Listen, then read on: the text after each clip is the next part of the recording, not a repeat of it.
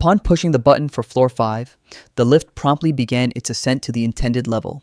This particular world was inhabited by a dozen individuals endowed with extraordinary capabilities. If he could assemble all 12 of them, he would soon be able to combine efforts to repel the assaults on the city. It appeared, according to the book, that the group of 12 was discovered through the unique power of a woman possessing the strength of a scorpion. Her name remained unmentioned in the text, yet she played a crucial role due to a distinctive tattoo she bore. This scorpion-themed woman was a formidable enforcer, known for her harsh treatment of captives. The young man keenly observed that the other girl also sported a similar mark. Reaching the designated door, he was immediately overcome with apprehension, fearing he might have made a complete error. As stated in the book, the woman harbored a strong dislike for men, necessitating extreme caution on his part. After ringing the doorbell, he waited for her to emerge. She promptly appeared before him, clad in rather inappropriate attire. Attempting to maintain a focused demeanor, the girl initiated an attempt to seduce our protagonist. Changing offered apologies for the inconvenience and endeavored to manage the situation. Touching his face, the girl invited him into the apartment. Never having encountered such a sensation before, our hero found himself feeling drawn in. Whispering into the young man's ear, she sought to persuade him that he would truly relish the experience. Mustering the resolve to confront the challenge, the young man inhaled deeply and then fled from the predicament. The woman watched the retreating boy and remarked, "There must be something wrong with him." In distress, the boy began to cast blame upon himself for the incident and attempted to sleep, hoping to erase the event from his memory. Following a night of sound sleep, a new day dawned, and Tao opened his eyes. Leaping from bed in a panic, he pleaded with his companion for a few more moments of rest. However, his steadfast friend was already gazing out the window and informed him that only a single minute remained until the impending catastrophe. Recalling the prophecy, the young man sprang from his bed to witness the celestial event involving the sun. Enraged by the sight, the young man struggled to comprehend the spectacle unfolding before him. A terrifying laser beam materialized amidst the clouds, descending directly from the heavens. The cataclysm of the world had just commenced. Instantly, the city streets began to transform into an entirely green hue.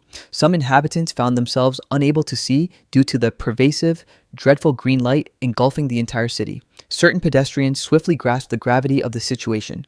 Upon scanning the sky, they noticed that the sun itself was entirely green. With overwhelming and brutal force, the emerald luminescence invaded all life on Earth, and now, escape from the impending doom was impossible. The enigmatic woman strolled down the street in her peculiar garments, utterly exhausted from the previous night's lack of sleep. Something captured her attention when she observed the sun was literally green. Had you ever heard that certain individuals, due to cancer-related illnesses, develop new colors in their vision? That particular shade appeared dazzlingly beautiful to the woman, who found herself unable to avert her gaze. Cascading over the earth, the color spread everywhere with an indescribable quality, and the woman yearned to experience it. Suddenly, the image of a colossal space scorpion consumed the woman's vision, emanating a malevolent aura. Her eyes became fixated on this intergalactic entity. When she regained awareness, she was prostrate on the ground, utterly bewildered by what had transpired. As she absorbed that machine-like energy, the girl suffered a terrible breakdown and ultimately collapsed on the pavement. Meanwhile, the friends stood intently observing the apocalypse unfolding before their eyes. Nevertheless, a chilling voice emerged from space, addressing all of humanity. This voice, acquiring distinct colors and originating directly from the cosmos, enveloped the entire Earth. As the unnameable form began to manifest, dire prophecies were cast upon all of mankind. It seemed the abyssal war was imminent, and this demonic entity was prepared to toy with life on Earth. Summoning the forces of the abyssal realm, a fearsome creature stood poised to unleash evil upon the planet. From that point, horrific, unspeakable beings from the abyss would materialize, hungry to spread corruption across the globe. While the monstrosity uttered its dreadful blasphemies, the girls listened with rapt attention. 999 portals would tear open, and from them, monstrous entities would emerge to assault life on Earth. It appeared that humanity might possess some chance to resist, but confronting each monster would prove exceedingly challenging. Should humanity lose this conflict, this dreadful being would consume whatever remaining life persisted on Earth. This creature was ready to torment humanity and witness the spread of corruption worldwide. After delivering the dire prophecies, the entity extended its wishes for good luck to all and unleashed a terrifying light into the sky. Concurrently with that light, the malevolent being vanished without a trace. Following the announcement, Tiao trembled with fright and nudged his companion. Indignant at what he had just witnessed, young Tao pondered if this truly marked the end of the world, as humanity seemed devoid of hope.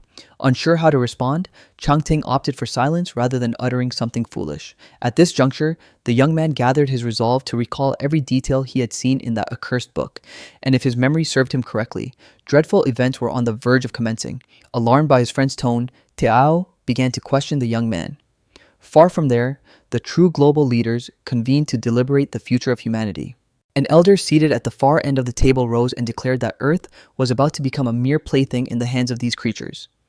However, another man from the armed forces asserted the necessity of annihilating those vile beings. The situation, it seemed, was truly dire, and they were prepared to sacrifice civilians.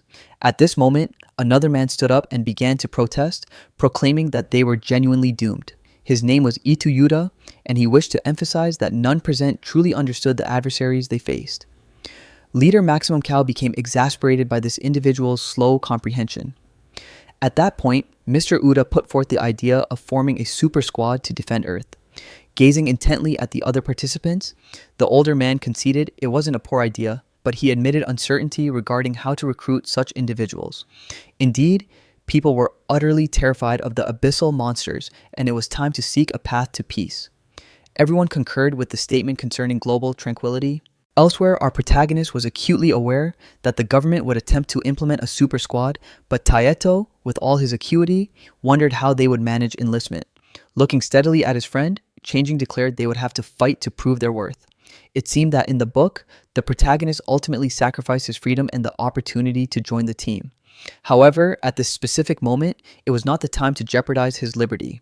Saving the world was paramount. Yet, his young friend still questioned how they would achieve this. In this initial phase, the young man would need to secure some form of employment to sustain himself in the coming weeks. But even his own friend couldn't comprehend this, as that was supposed to be his role. It was time to confront Changing's inebriated uncle. Upon hearing this, the young man braced himself for what he was about to face, noting that his friend was growing increasingly agitated. Tiao attempted to remind him that they were heroes, not villains. Our protagonist, it seemed, understood this perfectly, but he was resolved to seek vengeance and demonstrate bravery in his own unique way. The fools were utterly terrified that just as they managed to acquire the house, this abyssal attack would occur, and it seemed the cousin suspected that the young man was fully aware of his actions.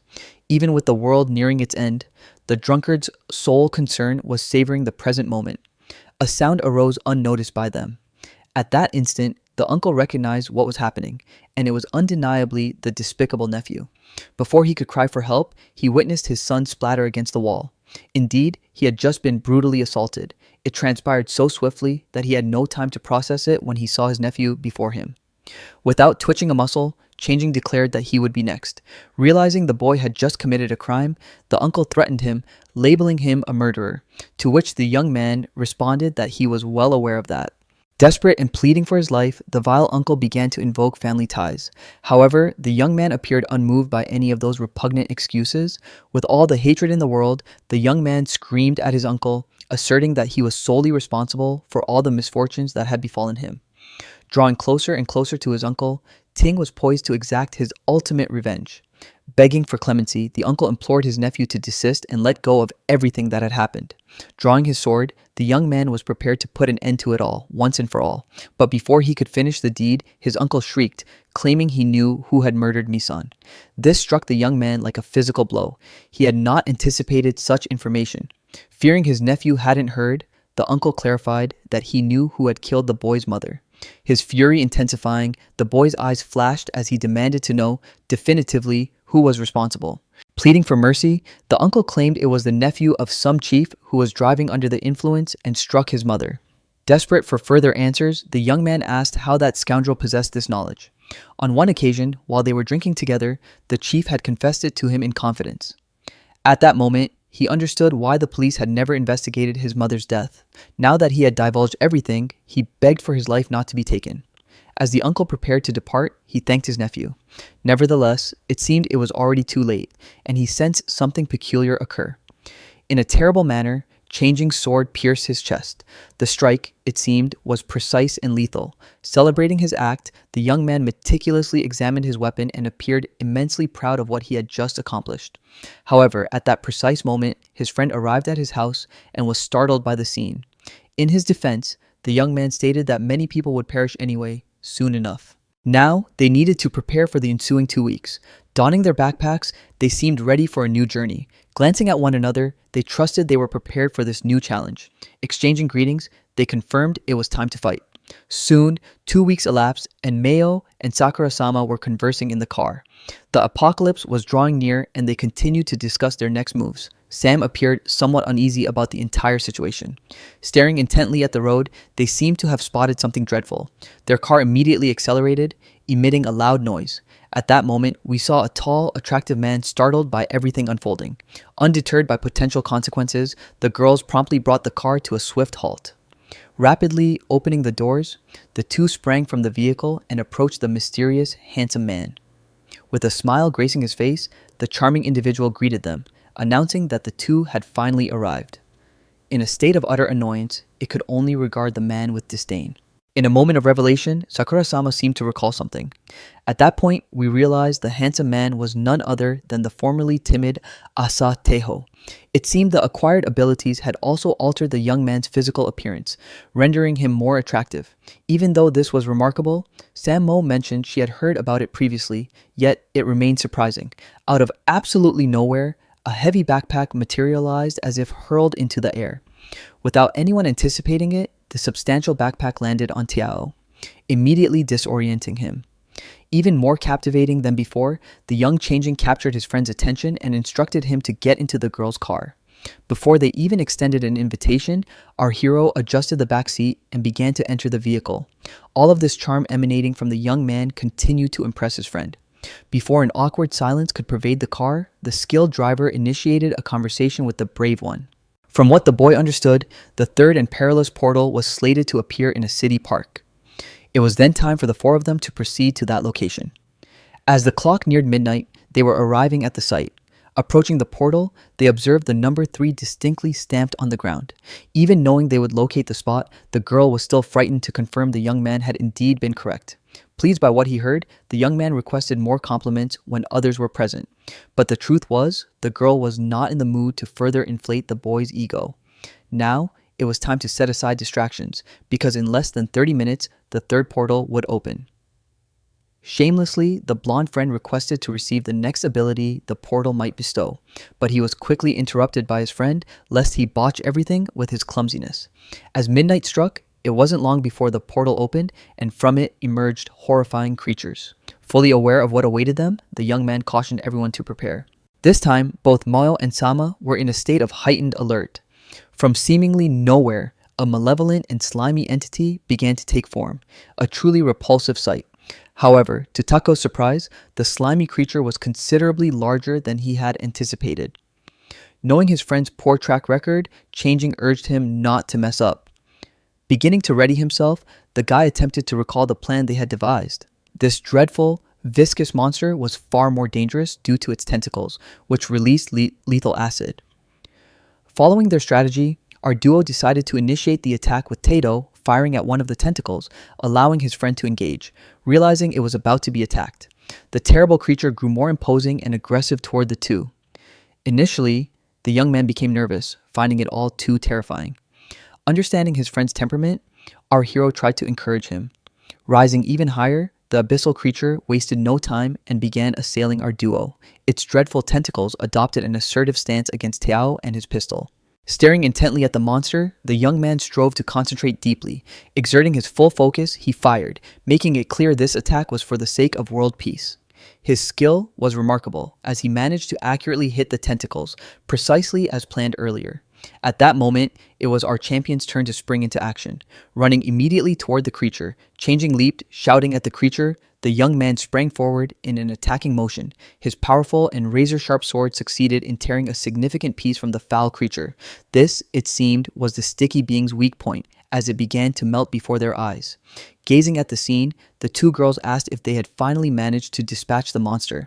After confirming their success, the young man tossed his weapon to Sama to complete the task. With all her might, the girl plunged the spear into that gelatinous body. However, with a sudden alarm, Tito let out a colossal scream directed at his friends. No one understood what was happening, and they all began to question each other. But before he could explain the reason for his outcry, a massive explosion erupted in their direction.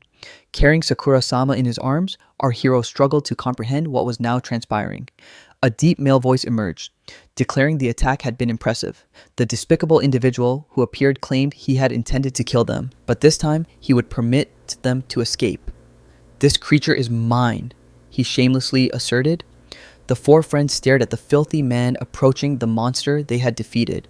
But our victorious one would not let this go unchallenged, looking with pure hatred at the bully. Irritated by the unfolding events, Changing asked how he knew about this location.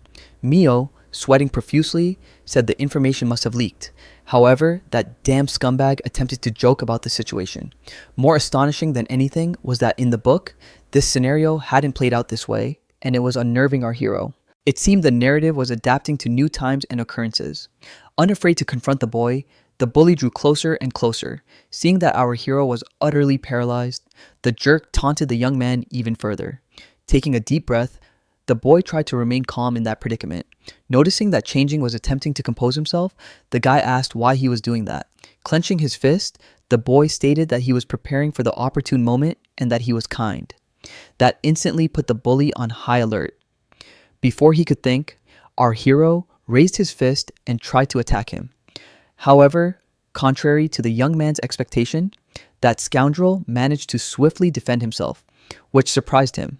Grinning broadly, the scumbag remarked, "It was a decent hit." At that moment, realizing it would be a formidable duel, the young man began to adjust his stance. Shouting to his friend, the duo attempted a surprise assault. Without mercy for the bully, Tiao fired countless golden bullets at the unfortunate guy. But before they could foresee it, the powerful stranger raised his hands, intercepting the bullets and successfully defending himself. Boasting about his defense, he claimed he couldn't have imagined that two children would know how to fight so skillfully. However, the guy would not let that threat go unpunished. With that, the boy shouted, infusing even more power into his shots, which emerged like fire bullets. Wearing a malicious smile, the filthy man dismissed it as no trouble. To the villain's surprise, the boy managed to direct his fiery rays toward the magic orbs the man was utilizing. Moreover, Take It Up precisely struck the arm of that arrogant scoundrel. Not having imagined he would be wounded by those kids, the stranger became utterly furious. Upon realizing he had managed to attack that scoundrel, the young man felt immense pride, but the bully wouldn't let it end that way and soon charged toward the boys. Rushing past Changing, the guy continued to run even faster. At that moment, he stopped in front of the blonde with those bright and fierce eyes. With all his might, the guy clenched his fist and immediately punched Tao in the face as he attempted to defend himself. However, the stranger's attack power was too formidable, and at that instant, the boy's body flew at high speed. Seeing his friend was injured, our hero cried out his name. Raising his fist toward the bully, Changing also clenched his hand, ready to crush that scumbag in a fight. However, he was instantly restrained by the man's hand, who quickly seized his face.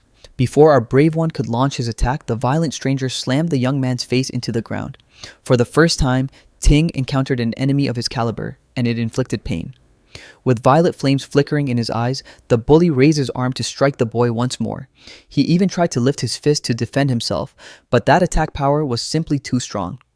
Unafraid of the repercussions, the guy managed to crush the boy's face, causing him profound agony. That pain engulfed the boy's entire body, leaving him bewildered under such an onslaught. Smiling wickedly, the villain believed this battle was already won. Without mercy to end the boy's existence, the scoundrel continued to smash his face. It seemed to be a lost fight, and the girls were extremely fearful of what would happen. Raising her weapon against the stranger, Mio attempted to defend her friend. But before she could fire, the coward delivered a terrible blow to the girl, who possessed no power. Still gripping the spear in her hands, Sakura-sama yearned to attack, but was warned not to act. Witnessing the chaos he had just unleashed in the arena, the guy began to walk toward the creature. With a slight ache in his neck, he stated that he would need to visit a hospital after that beating. However, before he reached the strange creature, he heard a voice directly behind him. That scream came from none other than our hero, who still possessed the strength to fight. To the scoundrel's astonishment, he didn't even have time to defend himself. With a mighty punch, Changting managed to catch the scumbag by surprise, sending him flying through the air, screaming in pain. His attack was so potent and forceful that the scoundrel's body continued to soar farther and farther away.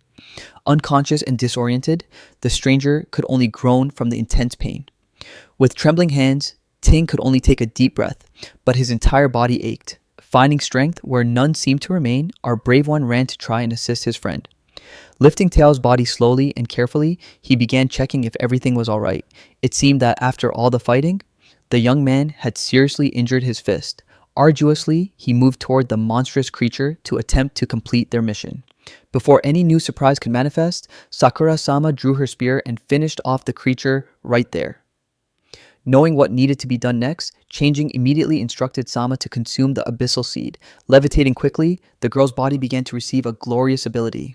Everyone continued walking to leave the place, and Mio appeared significantly injured. However, the most injured remained that despicable scumbag, who would undoubtedly think twice before interfering with our heroes again. And attempting to lift his body from the ground, the scoundrel realized he was completely broken. Yet, he still didn't quite know where he was, much less his own name. Everything in his body hurt, and it would take a long time to recover from such intense pain. Slowly getting up, the scoundrel began to regain his senses. Cursing everything and everyone, he headed toward a house. Kicking the door aggressively, he burst into the place, screaming at everyone. To our surprise, it appeared more like an evil headquarters. And there was that mysterious hottie. Another individual expresses astonishment at the strength displayed by our courageous heroes. Despite his ongoing recovery, the aggressive figure begins to inform his associates of the formidable power these youngsters possess. Nonetheless, the moment has arrived for the forces of evil to launch an offensive against our main characters. Upon recognizing their intention to align with the children, the bully voices his displeasure. Seeking to involve the other female in their discussion, he inquires about her opinion, addressing her as Iber. This remark thoroughly agitates the woman, as she has repeatedly stated her current name is Scorpiana. Upon hearing this, the bully is amused by her desire to be referred to as Scorpiana. However, before he can persist with his taunts, she unleashes a fierce assault on him. Holding her enchanted fist near his neck, Scorpiana issues a final admonition. Confident in his own capabilities, the man confronts her, prepared to eliminate her should she persist. Nevertheless, their other associate, weary of the ongoing dispute, commands them to cease their argument. It is imperative to devise a strategy to proceed with their clandestine operation. Gazing sternly at both individuals, he declares that failure to comply will result in a hellish retribution. The two immediately became vigilant, indicating their understanding of the gravity of the menace. With a faint, uneasy smile, Scorpiana requests the leader to soften his stern expression, assuring him the conflict is resolved. The bully observes the leader, stunned, as he is aware of the leader's potential to transform into a literal demon if provoked. Bringing their exchange to a close, the man states that Aberin must return in 3 days. Recognizing the authority, the young woman, who prefers the name Scorpiana, assents and pledges to fulfill the directive. Elsewhere, a magnificent hospital comes into view. It quickly becomes apparent that our heroes are present, eager for an update on Mayo's condition, as she alone lacks supernatural abilities. The physician reports that she sustained several bone fractures but will make a full recovery shortly. Addressing our beloved Tachiko, the doctor advises him to also get some rest for his arm to heal properly. Energized by the doctor's prognosis, the impetuous young man lifts his arm in celebration, only to immediately forget its injured state. A peculiar sound emanates from within the cast, suggesting considerable discomfort. Our companion silences himself, refraining from shouting to suppress the acute pain experienced in that instant. Moving towards the exit, the doctor bids farewell to our heroes, instructing them to contact him should any issues arise. Concerned about the outcome of the recent confrontation, Sakura-sama attempts to apologize to Changting, who reassures her. He believes the fight is far from over, confident in forthcoming opportunities for new powers. On this occasion, the young woman demonstrates heightened resolve and dedication to overcome obstacles and gain novel abilities. Extending the tips of her slender, seemingly innocuous fingers, Sama astonishes everyone present with her freshly acquired magical capability. Disbelieving their eyes, Tiao gazes at the girl's hands in wonder, questioning its nature. To those who assumed her power was limited to fire manipulation, she grins, indicating her abilities transcend such boundaries. Demonstrating all four elements within her palm, the girl offers a charming, playful grin. The excitable young man, once more, overflows with enthusiasm for future events. Reflecting intently on the spectacle before him, our protagonist recalls that such a feat was indeed documented in the book. To his recollection, a young woman existed who could confront any danger by harnessing the five elements. Even Sakura-sama herself is currently astonished by the extent of power and capabilities she possesses. Experimenting thoroughly with her abilities, the girl finds that combining fire and water allows her to unleash offensive maneuvers. By manifesting forest-based elements, she will gain the capacity to aid in her allies' recovery. Moreover, when applied effectively, the earth element will function as a superb defensive mechanism. Harnessing the might of metal, Sakura-sama can project potent, sharp projectiles. Exhibiting his longing, young Tao expresses a desire to possess similar powers. Aware of her newfound superhero status, the young woman states her wish to converse with Changting. Eager to hear what she has to say, the young man readily assents, declaring his full attention. Possessing what appears to be vital information, the girl discloses that the government is assembling a large squad of individuals with special talents. Following her disclosure, Sakura-sama asserts her firm intention to enlist in this new contingent of combatants and extends an invitation to the young man to accompany her. Nevertheless, as previously established, our unyielding hero harbors no interest in joining this government-affiliated group. Observing her friend's reluctance, the girl continues to press the issue, convinced of the crucial importance of his assistance. Sakura-sama believes his presence on the team would be invaluable, as his knowledge would greatly aid in strategizing attacks. Despite making Sama profoundly disheartened, Changting is unwilling to forego the opportunity to forge his own path as an independent young man. At this juncture, little more can be said as our courageous hero appears resolved to embark on a solo venture. Once the young man articulates his stance, she seemingly comprehends his perspective, yet emphasizes her unwavering support. Seizing the opportunity, the financially strapped young man mentions his need for some funds. This revelation oddly seems to gratify Sama, as her family, she claims, possesses abundant discretionary income. Perceiving her evident pride, he seizes the moment to request $1 billion, a figure that utterly mortifies Takedo. Instantly, he recognizes his overreach and opts to revise his proposition, settling for $5 million.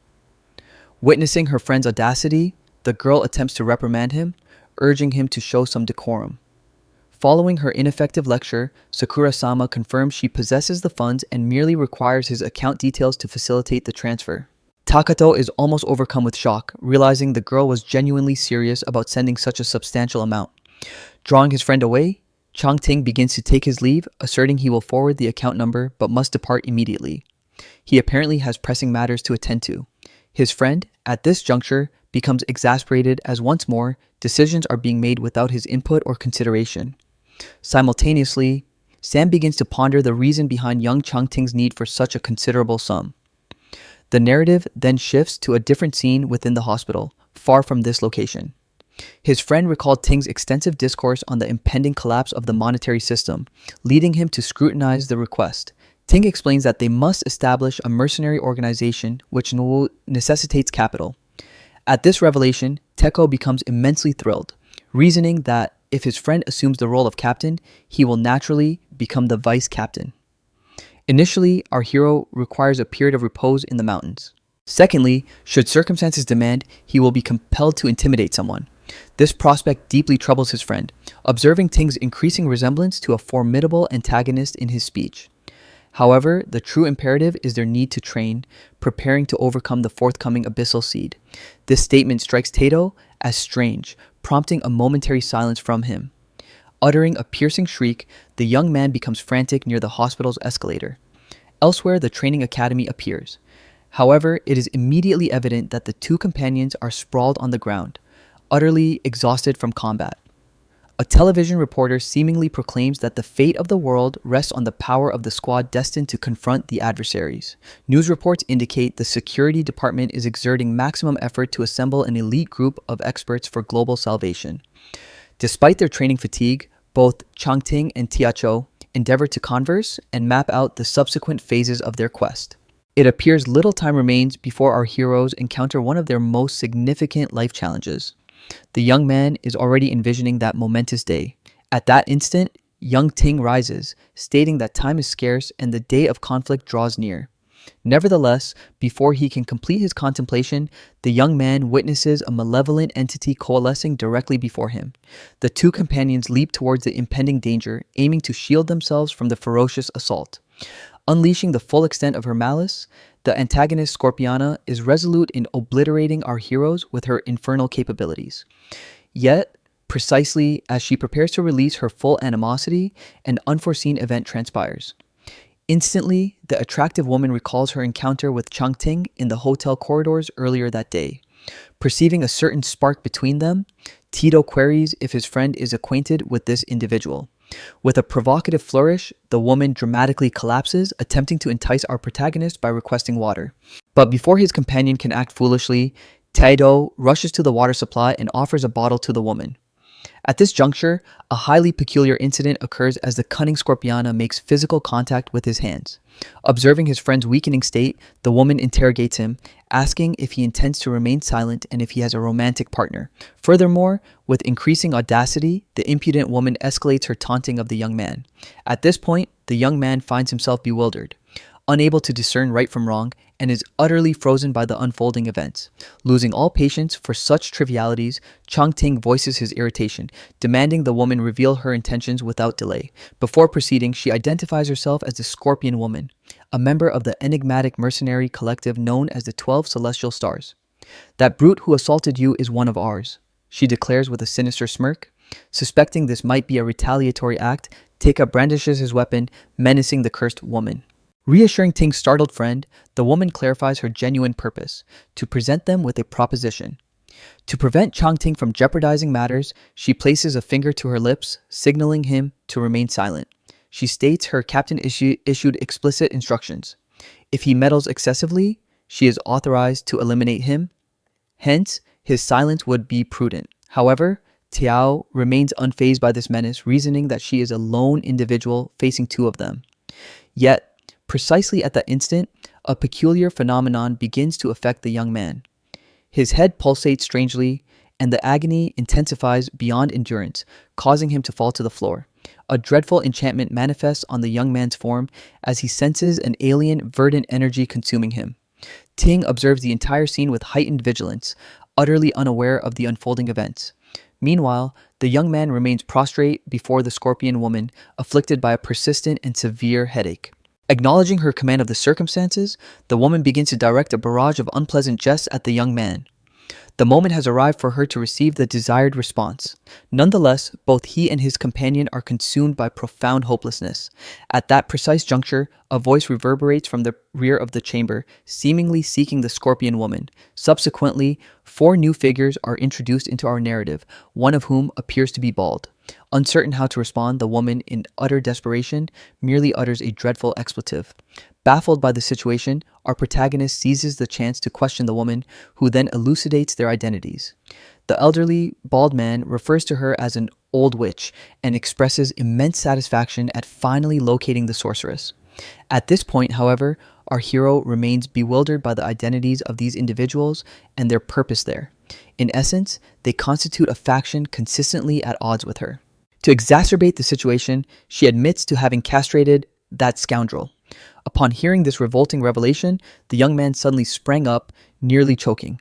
Puffing themselves up, the Avenger-like team stands poised for an assault. The bald individual now appears more hostile than previously, prepared to deliver a blow. However, our sorceress does not silently endure these affronts and proceeds to further inflame the man's fury. It seems he will not desist until he has eliminated the Scorpion Sorceress, a task he is fully committed to. Summoning her verdant energy, the woman unleashes a potent incantation in full view of all. To amplify her strength, she concurrently dispels the hex previously placed upon the 2 boys. Gathering all her might, the woman confronts everyone and directs her formidable magic towards her adversaries. This power was so immense it nearly manifested as a terrifying greenish dragon. What she had not anticipated, however, was that the friends also possessed a degree of power, and the individual wielding a bat smirked.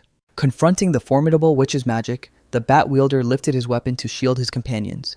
In that instant, the sorcerers fell silent, as their spell should have taken immediate effect, yet he merely retorted with laughter. Concurrently, the aged bald man persisted in hurling menaces and slurs at the scorpion woman. Events were, quite literally, not unfolding as she had anticipated. Maintaining their offensive, one of the youngsters unleashed a vast cloud of cosmic dust. His offensive capability was immense, propelling the sorceress's body across the chamber as if it were a mere piece of paper. Upon the old man's directive to engage, their combined strength converged before the sorcerers to execute a devastating strike. Nevertheless, before they could complete their assault, a volley of gunshots was directed at them. It was our beloved Tao, who, prior to their movement, ensured his weapon was discharged upon them. Furthermore, Changting also entered the fray, even remarking that the scorpion woman would be indebted to him for a specific favor subsequently. At this juncture, the team experiences a degree of desperation, uncertain of their survival against the D's onslaught. Without hesitation, the gang's leader announced it was time to strike. Aware of their potential escape, the scorpion woman urged the boys to halt them. Nonetheless, the cursed gang possessed knowledge of a particular magical art. Before they could react, those scoundrels swiftly and forcefully fled the scene. However, in that moment, the sorceress became utterly enraged, as the pair had allowed their escape. Taking a profound breath, the sorceress admits that the entire debacle was her responsibility. Yet, a sense of relief washed over her, knowing that the two selected to join the celestial team remained alive. At this point, with a mischievous glint in his eye, our protagonist inquires if she is open to hearing a proposition. Grinning instantly, she asks if he is implying that she should become a part of their group. Offering his hand, our hero smiles, affirming that his offer is precisely as she interpreted. Her surprise at the swift response was so profound she could barely process what she heard. Consistently interpreting things suggestively, she queries if they have developed an interest in her. Observing her improved condition, he inquired if she remained wounded. Nonetheless, Tiao is already weary of the sorceress's risque humor. She, however, smiles at him, remarking that it's simply natural for an attractive woman to captivate men. Departing in a seductive fashion, she advises them to contemplate her proposition. It appears our protagonist can now, at last, dedicate their full attention to establishing their own faction. A thorough stretch is in order, particularly following such an arduous battle. Recognizing his need for respite, Tiao inquires about the remaining time until the emergence of the next adversaries. Elsewhere, our characters seem to have made their way back to the sprawling metropolis. Navigating through the bustling throng, Tiao appears to draw attention to a colossal structure with a pointed finger. A colossal edifice captures the young man's gaze, prompting him to urge his friend to observe it. Deliberating thoughtfully on his companion's suggestion, our hero pauses for contemplation. Shortly thereafter, Tiao nudges Changting towards the massive concrete structure. Evidently, he possesses a strong desire to explore its interior. Upon reaching the police-filled location, they observe numerous young individuals within the hallways. Before they can utter a word, an unexpected encounter takes them by surprise. A remarkably elegant man materializes, inquiring if their presence is for registration purposes. With an uneasy grin, Ting asks if the inquiry pertains to their special capabilities. It seems exceptional powers are not a prerequisite for involvement. Indeed, such abilities can be cultivated. With a slight bow, the elegant man introduces himself as Kiwan, declaring his responsibility for Zone 6. The name resonates deeply with our courageous protagonist. Deliberately removing his glasses, the man observes Changting's instant astonishment. Attempting to conceal his reaction, the young man states that the name simply reminds him of an acquaintance. According to the text Ting is reading, while many individuals possess significant talents, one character among them harbored ambitions to subjugate all other ability users. This entity was known as Kiwan, and he would play a paramount role during the apocalypse.